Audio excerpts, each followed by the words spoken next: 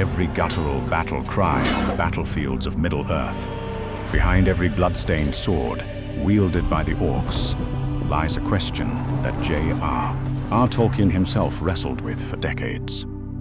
We see them on screen as faceless killing machines, enemies we are expected to destroy without hesitation. But what if I told you that, in some dark corner of the tower of Cirith Ungol, two orcs once paused to talk about running away, about survival, and about hope? What would you think?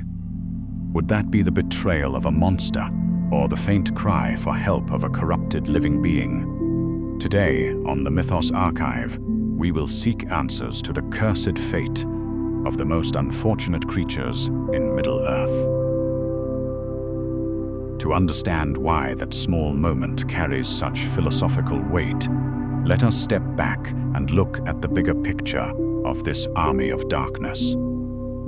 They are one of the most iconic images of Middle-earth, the snarling, bloodthirsty foot soldiers of evil, the Orcs, created to serve Sauron, Morgoth, and every other dark purpose. But once the ring is destroyed, once the great towers collapse and the darkness fades away, what happens to them? More importantly, what should happen to them? Today, we will delve into one of Tolkien's most troubling questions. Can the Orcs of Middle-earth be redeemed? Make us one worthy of our cause. Behind every scarred face and every guttural war cry lies a question Tolkien pondered for decades, a question he never fully answered. Were the Orcs merely soulless monsters born only for the sword, or had they once been something nobler? And if so, could they be saved? For Tolkien, this was not merely a fantasy dilemma. It became a profound philosophical, spiritual, and even theological problem. To understand whether Orcs can be redeemed, we must first understand their nature. And this, like so many things in Tolkien's mythology, is far from simple. He revised the origins of the Orcs many times throughout his life. In the Silmarillion, edited and compiled by his son, Christopher Tolkien, the central idea is that the first Orcs were originally elves, captured, tortured, and corrupted by Morgoth in the deepest dungeons. They were twisted beyond recognition and then bred into monstrous armies. This version is haunting because it means the Orcs are not merely monsters. They are fallen beings, immortal souls corrupted beyond recognition. Here, we are confronted with a bitter paradox. If Eru Ilúvatar is the source of all life and souls, then the Orcs, however utterly corrupted, still carry immortal souls within them. Evil may distort form, but it cannot completely destroy the seed of reason that Ilúvatar bestowed.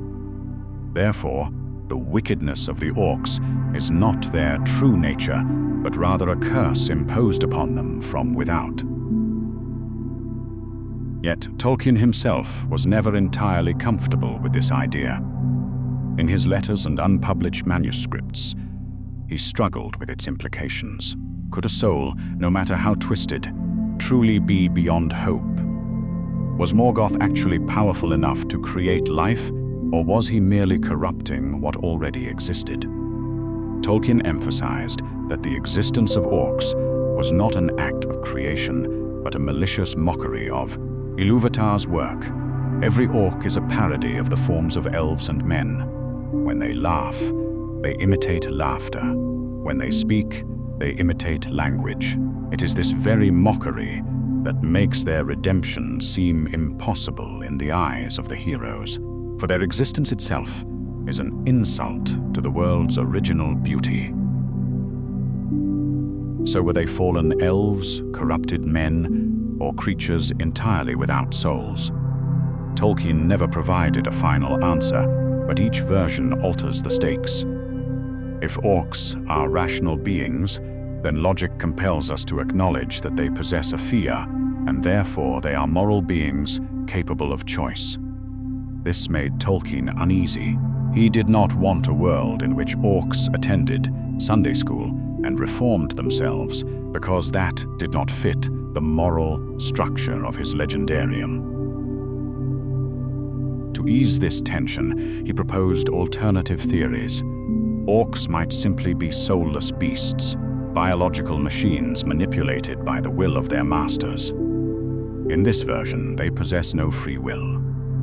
They are slaves in every sense of the word, corrupted so deeply that they have lost even the faintest spark of Ilúvatar's gift. Yet while the theoretical texts leave room for debate, stories such as The Lord of the Rings paint a consistent picture of their behavior. They can speak, argue, joke, and express fear. Consider Shagrat and Gorbag at the Tower of Cirith Ungol. They possess self-awareness, dreams of survival, and hopes of escaping war. These are not mindless beasts, they are trapped beings. There is a brutal truth here. Evil can never create anything truly new, it can only corrupt. The Orcs never had a culture of their own, nor a future of their own. Redemption, if it exists for an Orc, may not mean becoming a perfect being, but rather being freed from the control of tyrants such as Sauron or Saruman, and released from the endless cycle of hatred. Unfortunately, Tolkien's narrative lens never stands with the Orcs.